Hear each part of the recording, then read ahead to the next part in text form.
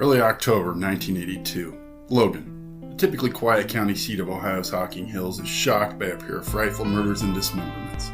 What follows is a twisting story involving lovers, villains, botched investigations, witchcraft, drugs, a wrongful conviction, and the community's loss of life and innocence.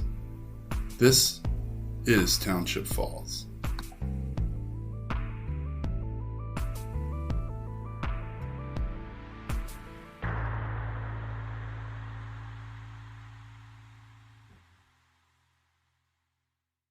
I don't care what the newspapers say about me, as long as they spell my name right. P.T. Barnum. Chapter 10. Reflections from Polk Township. This project began long before Adam and I ever sat down to record the first episode. I thought about it for a long time, then I started refreshing on the specifics of the case. Eventually, I started talking to Adam about the idea, and about 8 months later, we were disagreeing on the direction the story would go. Let me be honest with you, working on a podcast together is basically like assembling 100 pieces of furniture together. It will test your patience with each other, but luckily we can laugh about the tense moments now. The entire idea felt crazy. I have said and done things that are completely out of character during this process. I have contacted strangers to ask nosy questions and researched this podcast with more passion and seriousness than I ever demonstrated in college classes. And I liked college and gave it my all. But this has been an act of fluidity. What I knew changed, and what I believed became fluid, changing to fit the shape of the day. In 2009, Adam got a copy of Horror in Hocking County after we had looked at it in various library reference sections over the country in years. We once read it in a Boynton Beach, Florida library. After getting our own red-bound copy, we read it, and Adam asked me with a twinkle in his eye what I thought. A few weeks later, I ordered a DVD copy of Reasonable Doubt, the Canaan film, for Adam for Christmas. He was incredibly excited to watch it. I was pregnant with our first child, our son Rolf.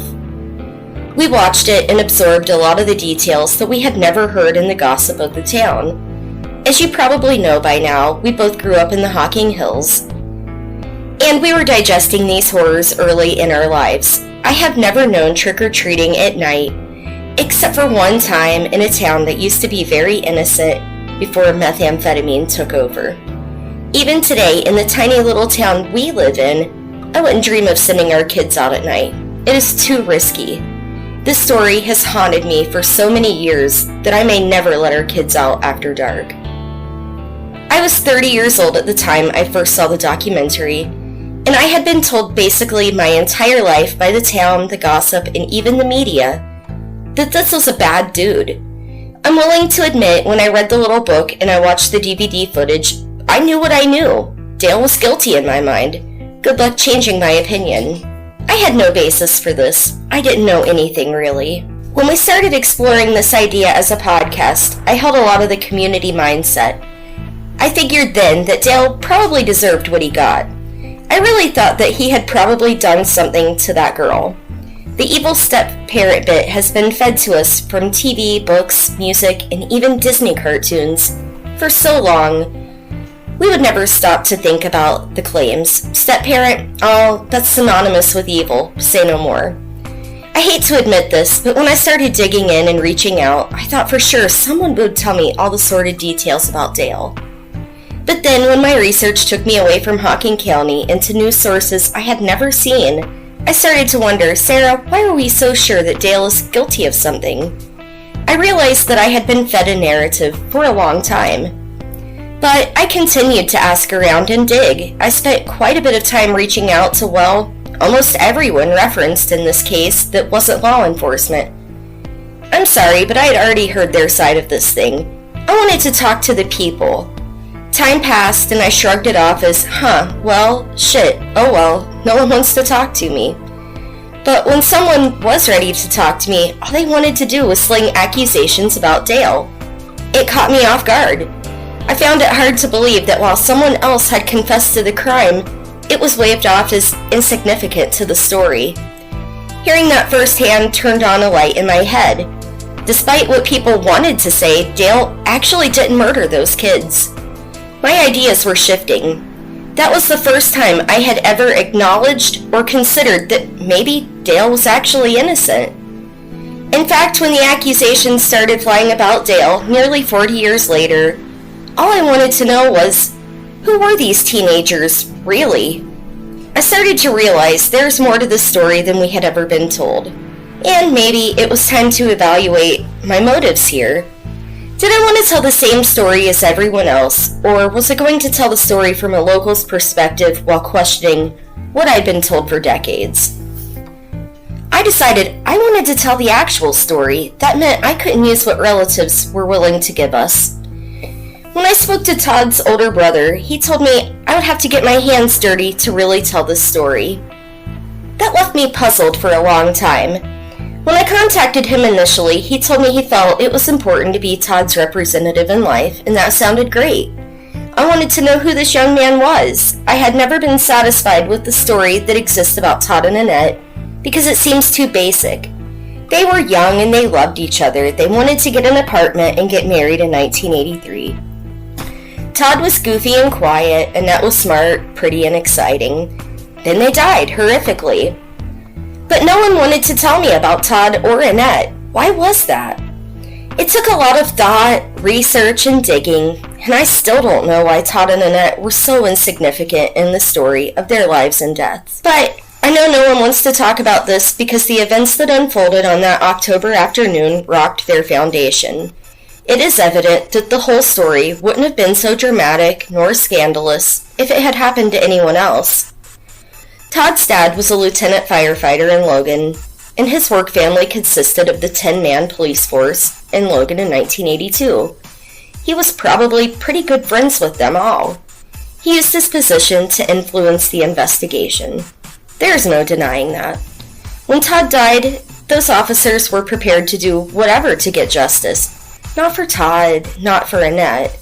I don't know who the justice was for, but justice was sought at the expense of Dale Johnston's constitutional rights. In fact, they fabricated an entire case out of rumors to make sure he paid for crimes that he didn't commit. I find it hard to believe that for all the people who claimed Annette was being molested and even raped, no one acted to help her. It seems that maybe, if there was any truth to any of that, then everyone who reported knowing should have also stood trial for some sort of negligence. It only seems fair since Dale was tried in the court of public opinion for something that never bubbled to the surface until it became the rumor that would be the motive for the murders. If it is true, then I guess shame on a bunch of people for choosing to do nothing? As you might recall, Adam's cousin Mike was a friend of Annette's. For many years, he claimed Annette had told him she was being abused. I simply don't take that as credible. For one, depending on when he is talking, he says Dale is the abuser, and he also mentions Dale Ray. People with changing stories bother me. I can recall the accusations that were being thrown against this guy before I left Logan, and we used to have a good friend that had some pretty strong allegations of his own. I believed those then and now. I guess what I'm saying is I find it hard to take the word of someone who was accused of the same things as the end of story truth. Unless we look at it as a it takes one to know one kind of situation. But the other thing that I think is worth noting is that Annette called Dale Dad. She didn't go around calling her parents Mother and Dale or Mama and Mr. Johnston. They were Mom and Dad. She did have a stepbrother who shared a name with Dale and who she claimed to have thought she was pregnant by a few years before her death. Some accounts say that he raped her, and some accounts say that she seduced him. But either way, they had some sort of sexual relationship and were step-siblings. And she ended up on birth control after her pregnancy scare with Dale Ray. So it is worth considering that maybe the people who knew of an inappropriate relationship were confusing the person she called Dale for her stepfather. Could she have been referring to her stepbrother? That is something I don't know how to back up, nor would I even want to consider setting out to discover that. Several episodes back, I told you that I wasn't out to investigate Annette's sex life, and I meant it. But it is an idea that I often come back to. Dale Ray has never responded to an interview request that I could find, and he did not respond to our request either. So what can you do about that? But since we are here and we're getting into opinions and ideas, hear me out. Think about the story we have laid out for you, and specifically the allegations of sexual inappropriateness. Now, for every time you heard the name Dale Johnston, what if there was one single name missing? Which led to some confusion about who was making Annette uncomfortable. Think about it. We know she had a sexual relationship with her stepbrother in the past. We know that the ex-boyfriend, John, admitted at one time that the caller identified himself as Dale Ray. We know that Annette allegedly complained to several people about Dale masturbating in front of her. How many nearly 50-year-old men do you know that engage in self-pleasure in front of an audience? I don't know. It seems to me, and you can absolutely correct me if I'm wrong, but masturbation seems to be a younger man's pleasure. So I encourage you, maybe listen to this podcast again, and every time someone makes an accusation about Dale, consider that it could have been the other Dale that was living in the house. But make no mistake, I am not saying Dale Ray killed these kids, nor that he was doing anything to Annette that she didn't encourage at some point. But if we were so easily led to that belief, we must consider this as a valid notion. In several newspaper reports, I found Annette's mother stating that Annette would tell people what they wanted to hear in order to get her way. So, if Annette told Sandra any such things, it was because it was what it would take to move into their home. But I'm not so sure that Annette told Sandra those things to move in. It is possible that Todd told Sandra whatever she knew, or maybe Don told her. Digging through all the source material, there were discrepancies. Some sources say Todd went to his dad, who went to Sandra. Some sources say Todd spoke to his mother. Considering Annette was dead before anyone could clarify any of the allegations, I'm just saying it's worth a thought. Sarah also said that Annette and Sandra Schultz were not as close as Sandra made them out to be, and that they really didn't get along famously. We know that Sandra had only met the Johnstons something like 2 other times briefly before all of this happened. So she really didn't even know this family. We know that Annette wrote to a friend that Sandra had told her to get out of her house. And we know that when the teens were first missing, she said Annette would be moving out immediately when the couple turned up. We know Annette told her boss at the mine that she was tired of the contentious atmosphere in the Schultz home. You have to consider that their home probably was contentious. It seems that Annette moved in during a transition period in their lives, and some of the family members are controversial even today. The letter to the editor that still hasn't been published, but I read to you last time, is proof of that. Several other people made comments about how unhappy Annette was there and how she was wanting to move back home with her parents. We know her parents had made amends with her before she died. She felt comfortable enough to house sit for them in September, and they even bought her a Springer Spaniel puppy to say they were sorry for how they had behaved. It is also worth mentioning that by this time, Dale Ray was off to the Marines and out of the house. If we were willing to consider that Dale was a killer, then it is fair to consider that Annette didn't want to be in the Schultz house anymore, where she was threatened to be thrown out a few times in just 8 weeks.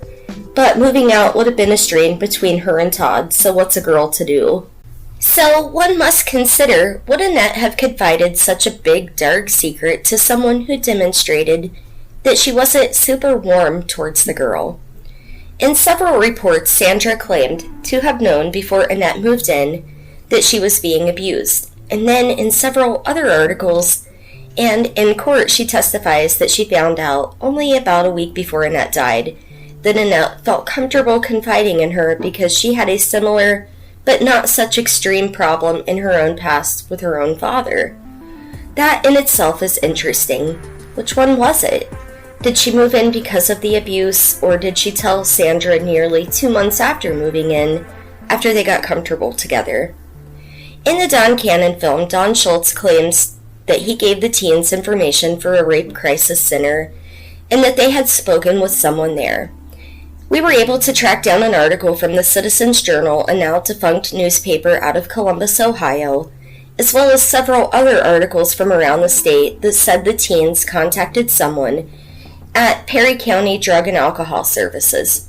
This is not exactly a rape crisis center, but it makes you wonder, especially with the facts of how the teens died. They did go to West Logan and buy a bag of weed. Todd drank a beer at the home of one of his killers. We know this is true because Todd had alcohol in his system during his autopsy that Annette did not have. The two obviously liked to party a little. Did one or both of the teens feel that their partying was getting out of hand? Was that why they contacted the Perry County counselor? I don't understand why they would call a drug and alcohol counselor to report a rape, when the Schultz family, at least Todd and Don, would have known a good deal of law enforcement officers in town. Why didn't they talk to someone with law enforcement? Well, either way, it seems that the drugs, the drinking, and the promiscuity cost them their lives in the end. To close the subject of Annette's troubled home life with the Johnstons, I will say that at this point, I find every instance of hearsay, including the trial, to be suspicious. I would love to know how these witnesses were found to say that they knew of this relationship. I find the testimony of John, the young man who claimed to have been getting threatening phone calls from whom he identified as both Dale and Dale Ray, to be interesting. Todd was in fact castrated when he was dismembered. Those phone calls John supposedly got threatened castration. John and his mother both testified during the trial about it. I don't know. I guess what I'm saying is, how convenient. That's my opinion. I think John and his mother, who moved to Nelsonville after the calls happened, out of fear, both made up a story, or at least parts of it, to fit the narrative they were fed. Also, a hard truth is that people want to have their moment. As he had dated Annette several years in the past, this was their chance to have that moment in the spotlight, even if it meant making up a story to get there. Also, I mean, tell me, if someone, and you knew who it was, called your house and threatened to castrate your teenage son, would you seriously not do something about it? I think the move to Nelsonville is kind of ridiculous, as New Plymouth and Nelsonville are rather close. It's not like they moved 100 miles away. They moved about 14 miles away from where Dale lived out of fear.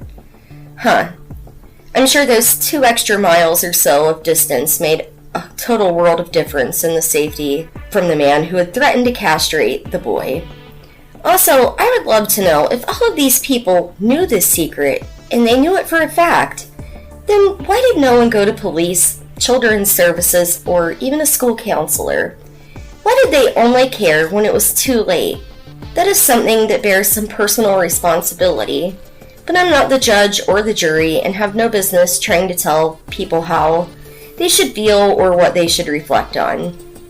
I do find it to be incredibly interesting that when you start looking online for anything regarding Dale, Todd, or Annette, you are guaranteed to find people making libelous comments about Dale's guilt and how he should have been locked up for his relationship with Annette. Everyone likes to comment that he admitted to having an instance of inappropriate contact with Annette while on the stand in his murder trial, when she was 11 or 12. He offered no explanation at the trial. I did find that Dale told the story that one night a very young Annette climbed into bed with him and started trying to kiss him like her mother did. Dale said he stopped her immediately and gave her a stern talking to about how a parent and a child behave with each other. That was the instance of inappropriate sexual contact. People also like to bring up those naked photos of Annette. You might recall from the last episode how Don Schultz wrote a letter to the editor and remarked that those photos today would prohibit Dale from living within 1,000 feet of a school. That may be true, but in that era, those kind of photos were taken by parents. In fact, I know a number of people who had those kind of photos taken in the 70s and 80s.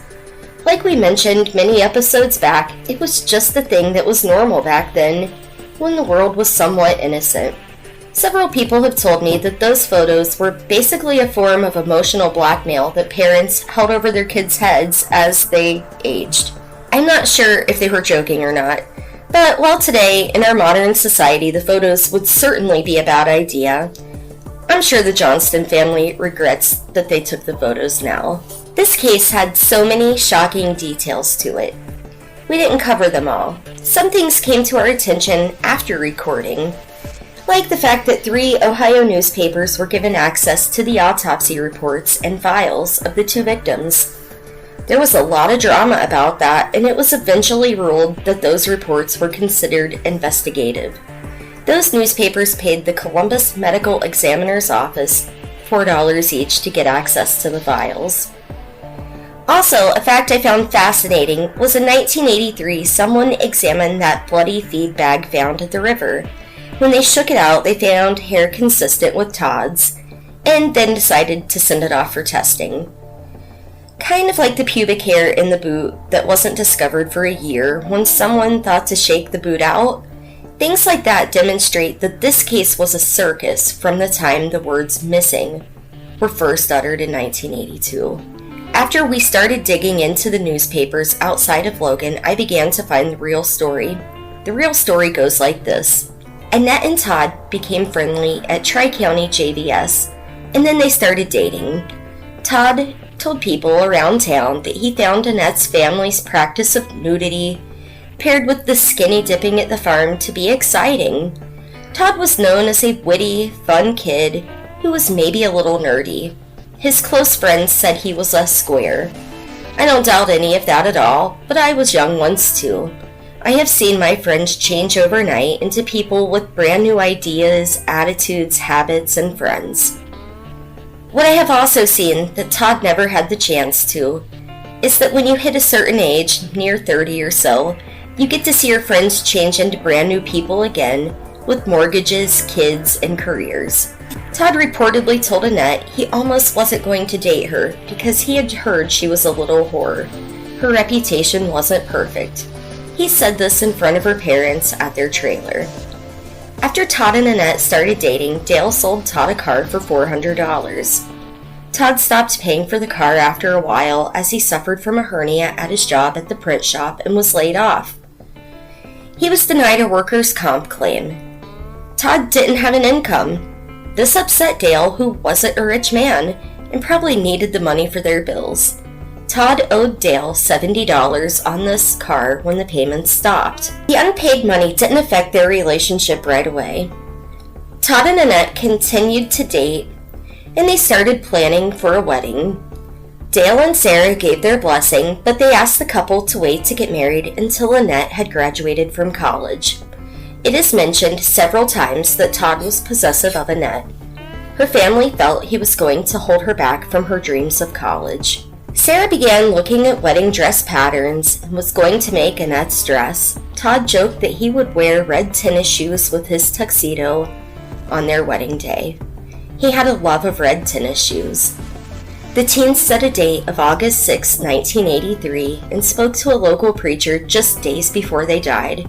In Todd's room, a calendar hung on the wall with the date circled, and the words, "Just Married," were written within the square. In the years to pass, the Schultz family has said that they were not getting married, and that is all lies.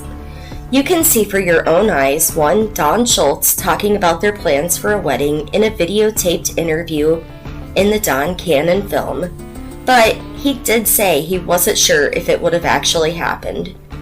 I don't know what to say about that other than we are only repeating what was reported in the newspaper articles, books, essays, and documentaries associated with this case. Many of these are direct quotes from people involved. I don't care why this part of the story changes on their end. Todd and Annette were caught changing clothes together, and this upset Dale. I don't know if Dale was jealous or angry, but that was his stepdaughter whom he loved. As a parent, I could say that I have been a little upset about the attention older boys pay my daughter, who was only 8 years old. so I can imagine that I would be highly upset about a boy being naked with my teenage daughter, regardless of my own stance on nudity, nor anything my child tried to tell me about hypocrisy. This paired with the comment about Annette being a little whore, and the stopped payments on the car, and the drama around Todd being jealous of the time Annette spent with her family at things like the Ohio State Fair, house sitting, and horse riding. If it is okay for Todd to be upset with Dale, then we have to agree that Dale was within his right to be upset about whatever he wanted as well. Dale filed paperwork against Todd in small claims court for $70 plus 10% interest. These papers were filed just days after Annette moved out of his house and into the Schultz home in mid-August. During this time, Dale was quite upset. He said he padlocked Annette's bedroom door and asked her boss to fire her. And he told her orthodontist that he would not be making any more payments on her behalf. This is where it all went downhill. Several days after Dale filed his papers in court, he dropped his case, stating he had been paid in full with interest. Obviously, Todd's parents would have had to help with this because Todd was a 19-year-old without a job. He had to get the $77, which was $70 with 10% interest, as Dale requested in the filings, from somewhere. It is unlikely that Annette paid for the car. She wasn't letting anyone know about her finances. She seemed to have more money than most of the people in the story. Todd and Annette probably hatched a plan to tell his parents that Annette needed saving. Who knows if they implicated Dale as a rapist, or if the family just misunderstood and assumed she meant Dale, her father, when she was speaking of her trouble. This is important because it has been reported that Sandra was receiving social service assistance to go back to school. There are rules about how many adults can be in your house and things like that. Annette would have been an inconvenience and a strain to the budget for groceries and utilities. The newspapers say that after Annette moved in, the family benefits were recalculated and dropped to $16 a month, which even in 1982 would not be enough to provide for the family. Sandra told several reporters that she was pretty anxious for them to move out into their own place at the time. Annette only lived with them for about 8 weeks. It was just a bad situation for them all around.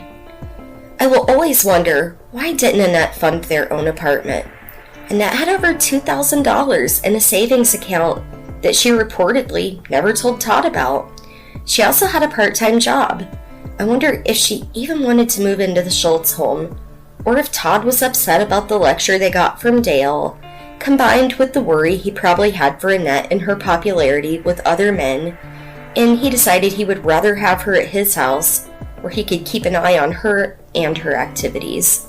The Schultz family was likely already sick of Dale and his shit after he sued their son. Again, as a parent, if someone had taken my son to court instead of coming to me about it, I would be pretty annoyed. I might even call that person a petty son of a bitch. I certainly wouldn't forget that shit. And paired with the strain Dale's daughter was putting on the household resources, well, I get it. I think that I'm a logical person, but I don't know. I think that anyone might lose their cool with that much worry and grief in their lives.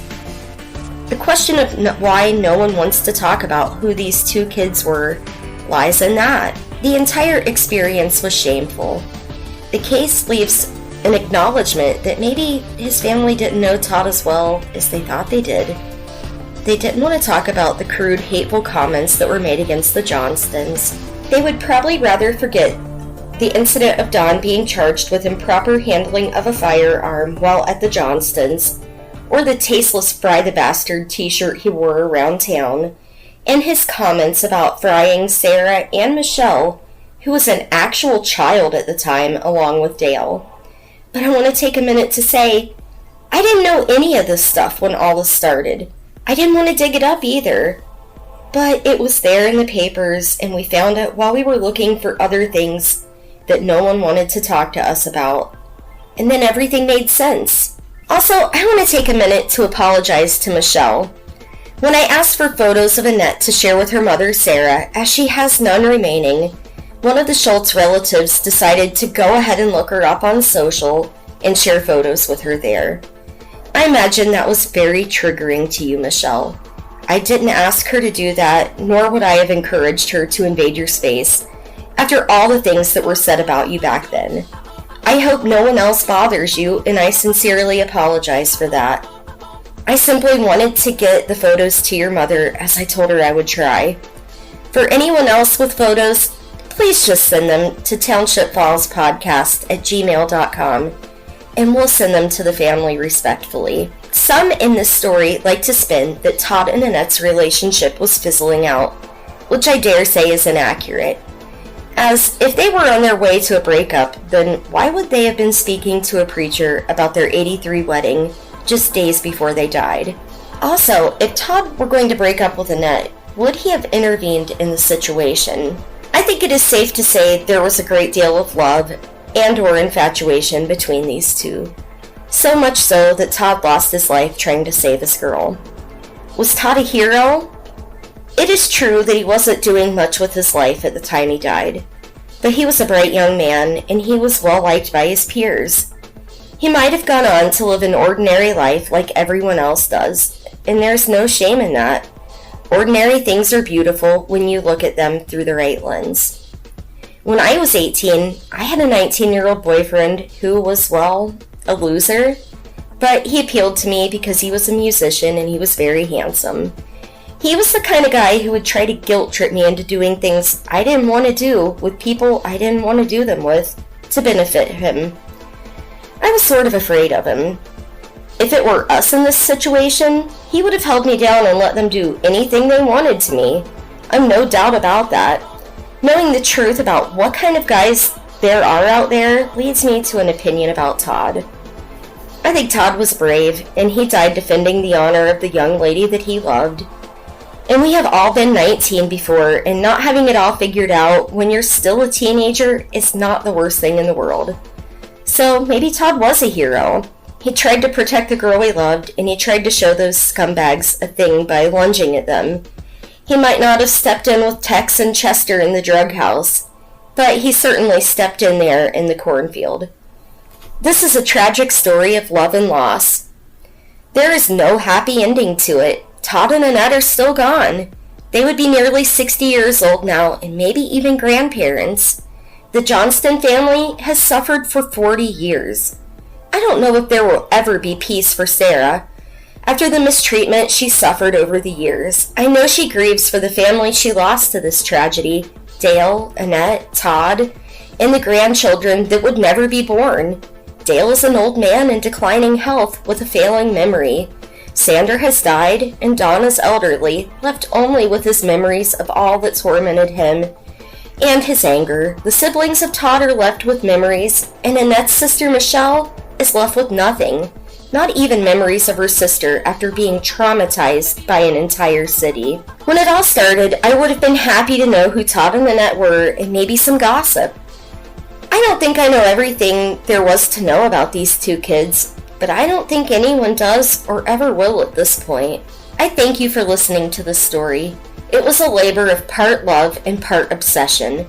When it all began, I couldn't have anticipated that this would become an effort to vindicate a man who scared me silly as a child.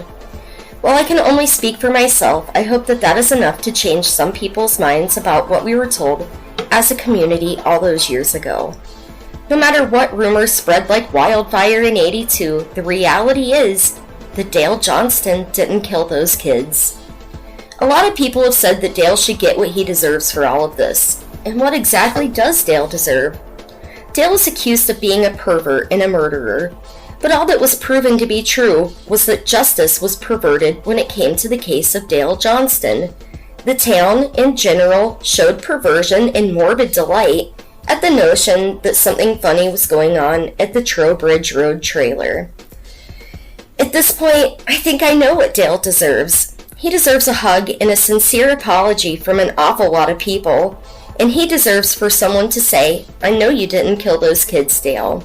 I highly doubt he will ever get an apology from the people who set him up for a death row conviction, or the people that spread rumors about him in the 80s, nor the people who continue to say libelous things about him in the present day.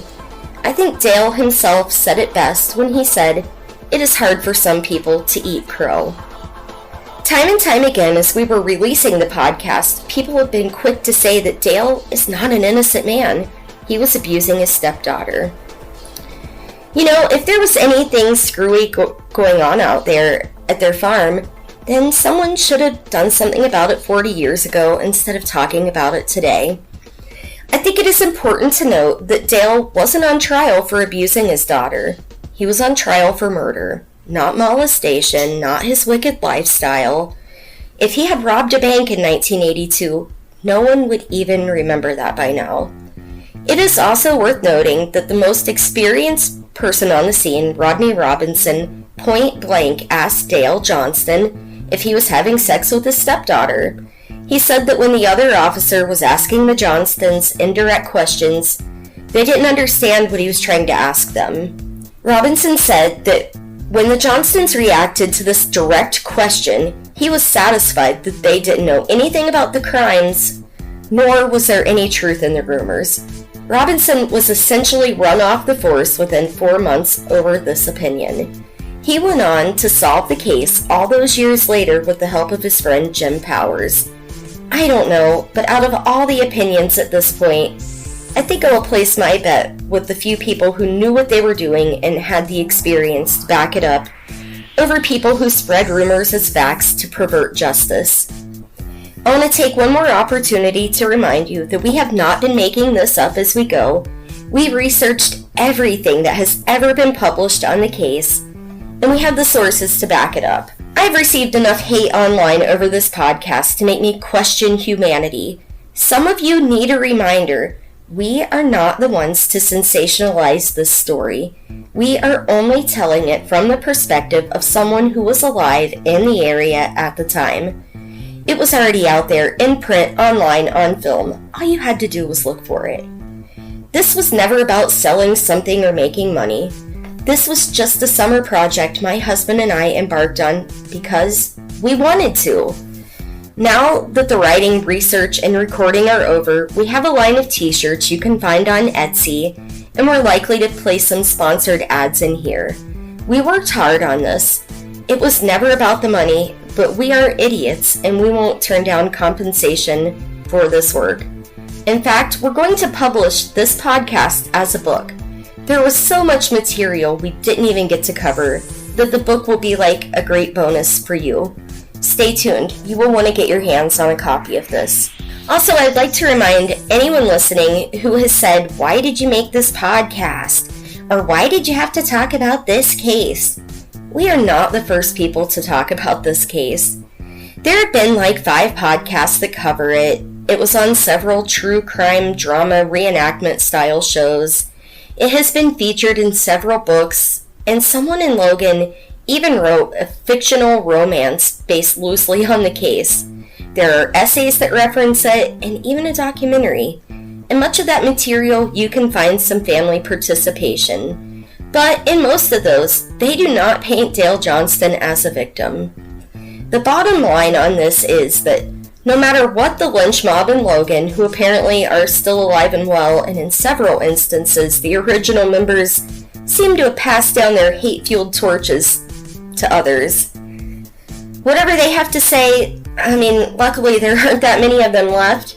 There was an actual mob of angry people outside the courthouse when all this went down. You have to keep that in mind. Dale is actually a victim of systematic misjustice. He was proven to be not guilty of murdering the kids. He was nearly executed for crimes he didn't commit. Then the state of Ohio toyed with Dale until he was a very old man. Dale lost it all. No amount of money will ever bring back what was taken from the Johnston family. No amount of money will bring back the teenage lovers. No amount of money restores Dale Johnston. He will always be guilty of something in the small town of Logan, Ohio. Dale was in his 80s before he was even compensated for his destroyed life. It is not like we're the first to bring up a taboo subject here, but we didn't like what was out there.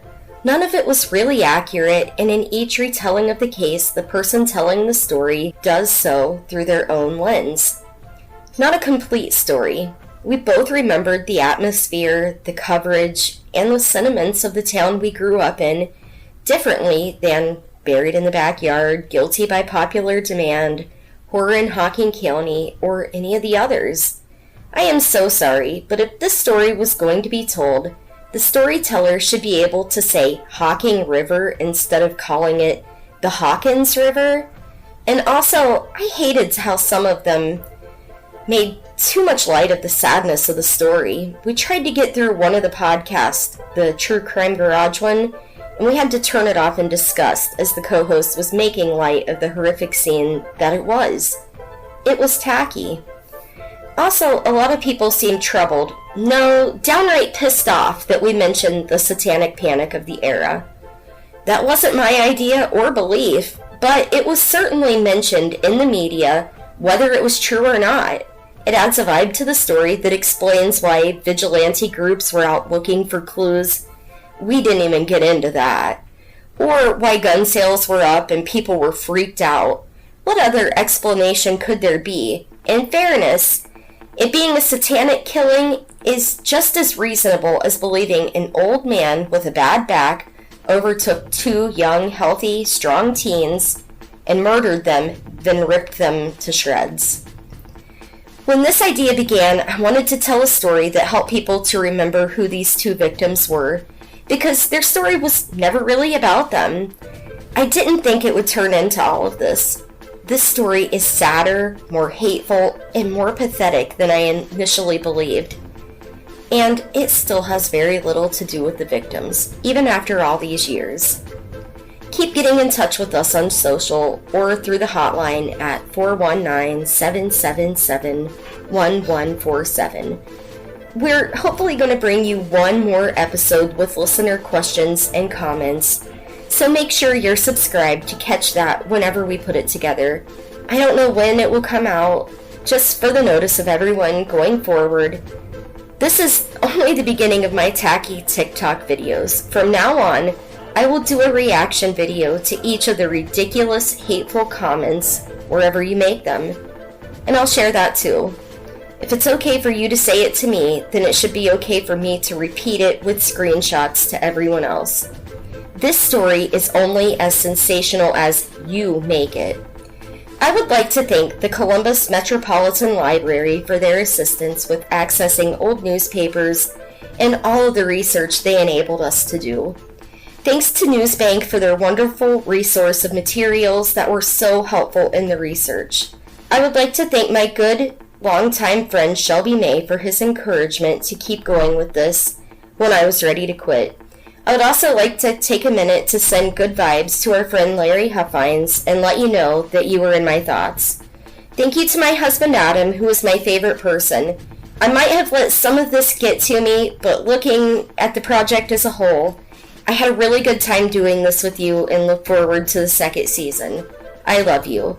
I would like to take this opportunity to invite you to follow along with me on my blog, sweetsillysara.com, where I share loads of recipes, crafts, and curated lists of the best things to find online. Thank you so much for listening. Throughout this experience, I've been asked on numerous occasions what my take on the case is. So by all means, as I'm not shy, allow me to share my personal thoughts. With that, let's cut to the quick, shall we?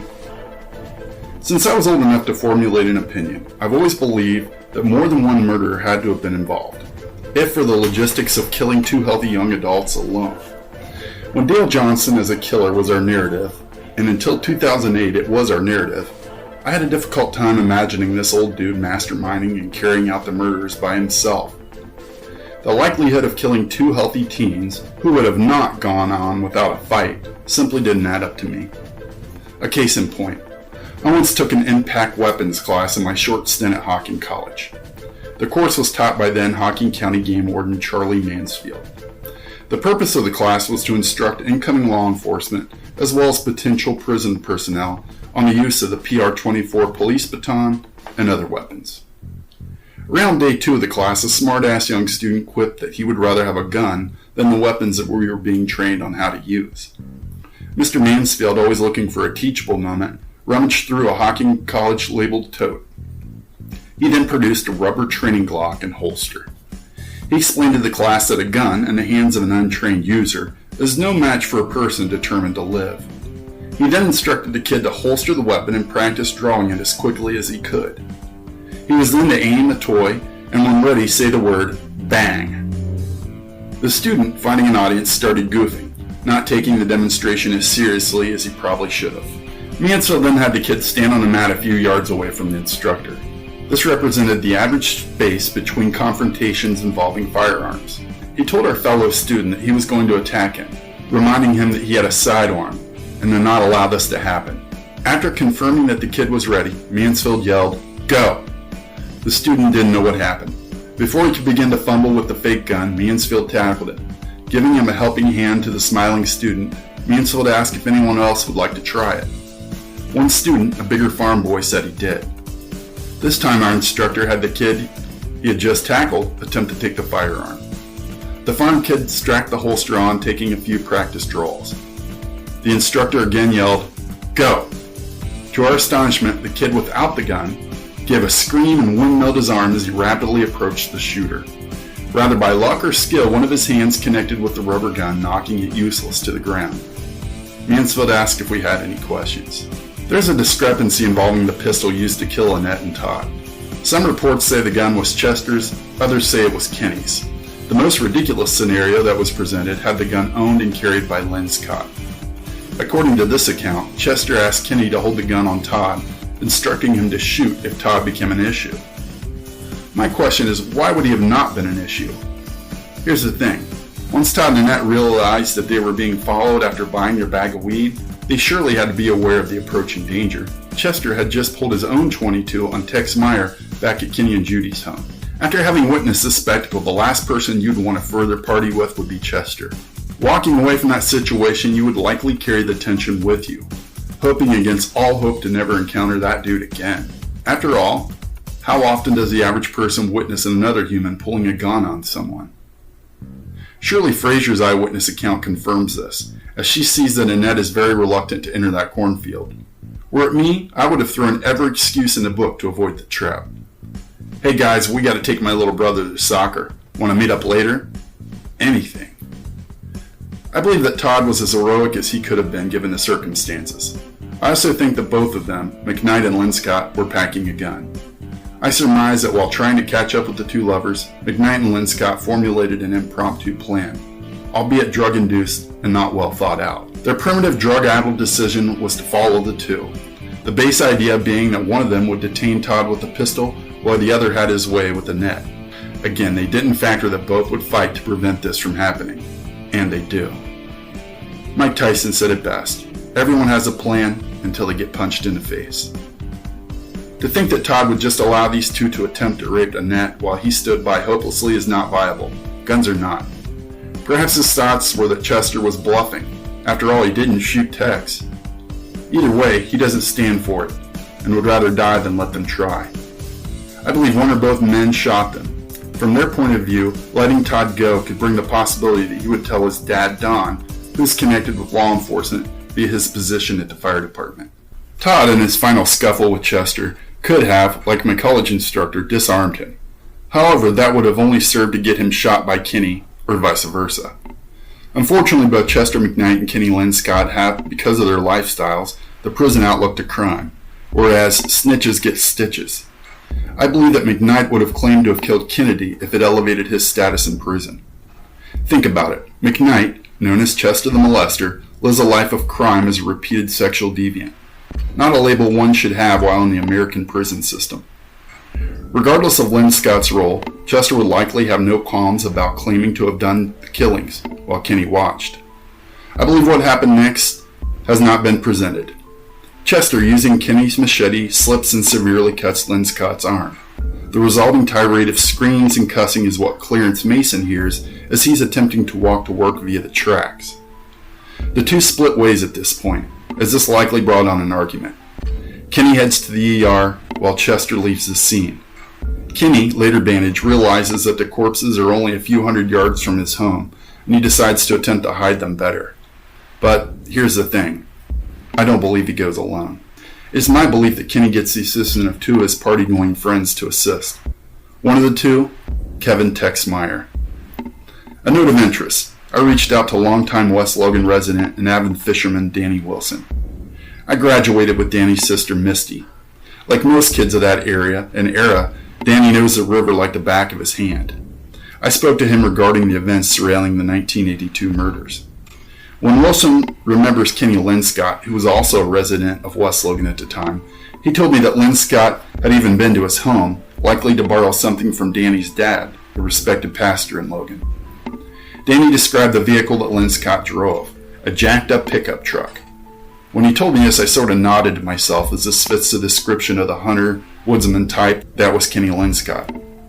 Big tires on a big truck with a roll bar, spotlights, and a come-along. Then I recalled the testimony of Mrs. Janice Moyer. In the last episode, Nature of the Beast, we told you of Janice, who lives on Charles Street within sight of the Cornfields access road. She's upstairs in her home at approximately midnight with a fussing baby when headlights capture her attention. She watches as the three vehicles quietly enter the cornfield. The lead vehicle she describes as a darker truck with a white roll bar. Now I understand this is Logan, Ohio, where for practical purposes, a significant amount of the vehicles are bigger trucks. However, I find the correlation between Moyer's eyewitness account and Danny's description of Linscott's truck from the 80s worth noting. If the midnight corn procession was outsiders, say fishermen or partiers, there would have been a decent chance that they would have either interrupted or came across the monstrous scene, in which case one can imagine a confrontation, especially if McKnight was involved, or a report to the police department by the outsiders. Bringing your 4x4 truck into the cornfield would have been risky, mainly the impression such distinguished tires would have left. If you're Kenny, there's benefits, chiefly being able to bring assistance, not to mention hauling multiple cutting tools, plastic, and shovels. For that matter, simply throwing the bodies in the bed to disperse elsewhere. Furthermore, McKnight has stated that Linscott must have returned to bury the bodies, as he did not assist with this. Tex Meyer didn't have any beef with Kenny. After all, Tex didn't have many friends. Moreover, Kenny was likely Tex's source for drugs, as Linscott was a known drug dealer. Kenny, after getting bandaged, probably returns to his home to get Tex and another accomplice to assist in digging the graves, likely using Tex's hatred for Chester to help him do the bidding. He could have even told Tex that Chester held the gun to him as well. This would have been all it took to gain Tex's sympathy. Once they get to the scene of the murders, they realize that there's more work than imagined. The October ground is tough to dig into with all the corn stalks. Though initial reports mention some kind of shovel marks, I'm left to wonder if they simply used a machete to dig the shallow graves. After all, it had rained in between the killings and discovery. Whichever tool they use, they decide not to bury the torsos as they are too big. They place them in the Hocking, hoping that they'll either sink or float out of sight. To their relief, it is the latter. However, they are unaware that they are caught up in the swirling eddies under the trestle. I think the timing of an almost full moon was likely a benefit and a bane for the criminals. A flashlight would have drawn unneeded attention to the participants. Consequently, anyone standing on the somewhat elevated tracks would be able to see well into the field. A boot print is found on the banks of the Hocking near the rock and sandbar where the teens are dismembered. Who wore cowboy boots? Kevin Tex Meyer. It's my belief that he unintentionally left an impression while helping Kenny, as well as the mystery accomplice dump the torsos, which to their dismay, do not sink. Though this is rough to say, I believe Todd and Annette were killed as a result of Annette's promiscuity. There are just too many mentions in this story of Annette's involvement with other men, particularly law enforcement, for this to be otherwise. Todd had his hands full.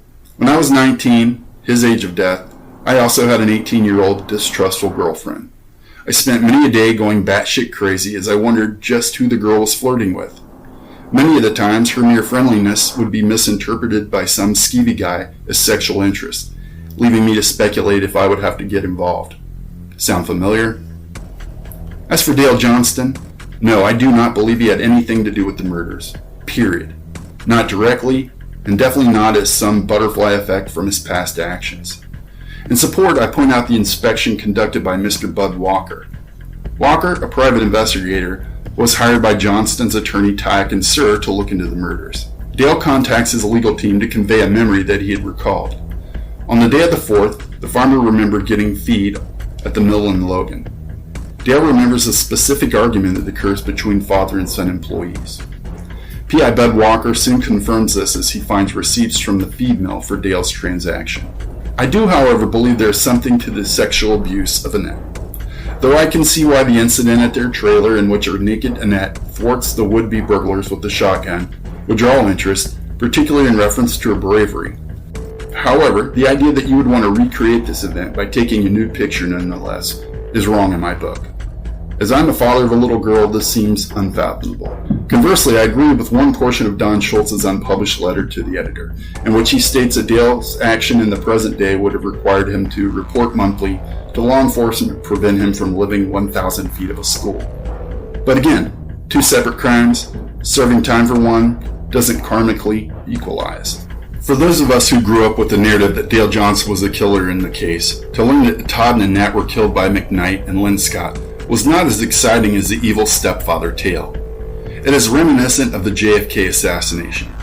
For most of the world, the idea that Lee Harvey Oswald, a lone gunman, shooting and killing the president, is not as sensational as a conspiracy, especially since other more exciting options are available.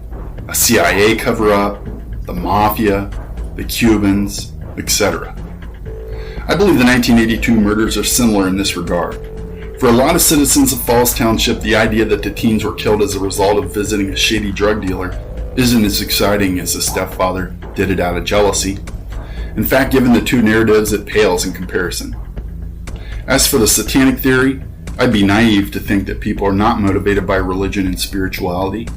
Hell, in the very town that we live in, you're socially an outsider if you do not belong to the dominant church. However, as an atheist, I do not give credence to such nonsense. Most, if any, occult activity in or around Logan is due to practicing Wiccans, a peaceful community that has no interest in violence or midnight rituals. Perusing old newspapers from the 70s indicated a slew of hospital admittance records from Mount St. Mary's Hospital in Nelsonville. These were for Chester McKnight. The entries would sometimes mention an overnight stay.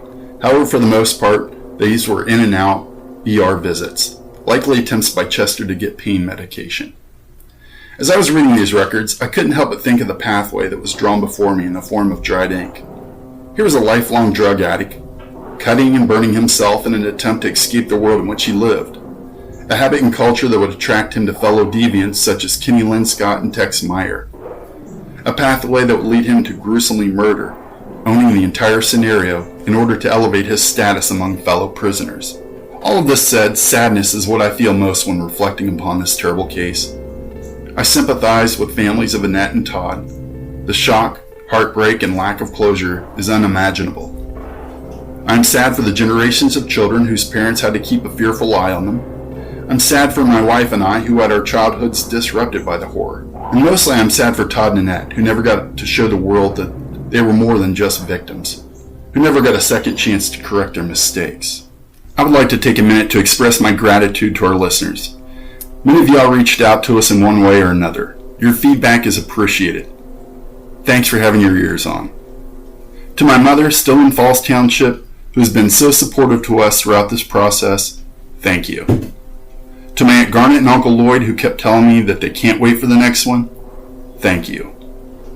Our friend Alf in Columbus, who rallied behind us all the way, thank you. Kelly in the big city of Logan, thank you. Brandy, Neil, Bob, and Denise, the only people in our town to reach out to us, thank you. For those of you that gave us words of encouragement and feedback, thank you.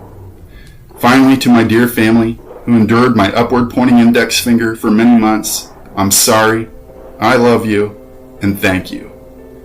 As to all you haters, I think Tupac has our sentiments. I don't give a fuck. I don't give a fuck about you. I don't give a fuck about Steele, and I don't give a fuck about Raheem either.